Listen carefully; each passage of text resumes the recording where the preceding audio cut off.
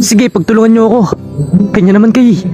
Ayaw niyo pang aminin na ayaw niyo sa akin. Saan naman galing yan? Bakit? Hindi ba? Now I'm no longer surprised why you never look for me after the accident. Nahanap kita. I spent millions just to look for your dead body. Of course, you won't find me because I'm not dead. Hinahanap ka din namin sa mga ospital, pero wala ka. Paano paghahanap ang ginawa niyo? Araw lang ang binilang bago ako nahanap ng nanay ko. Baka yun ang dahilan kaya hindi ka namin nakita. Dahil naunahan niya kami. Baka kasi hindi niyo ginawa lahat. Hindi naman kasi ako ganun kahalaga sa inyo eh. Ipagluluksa ka ba namin kung hindi ka mahalaga? Siyempre, namatay kaya ipagluluksa. What makes you think that we don't value our friendship with you? Hindi ba obvious? Ginusto nyo rin akong mawala para mapalapit kayo kay Freya. Kay Freya at sa pamilya ko. Ginusto nyo silang kuhanin sa akin. Inasikaso namin sila dahil yun ang bilin mo bago ka mawala. Pero inabuso nyo sila.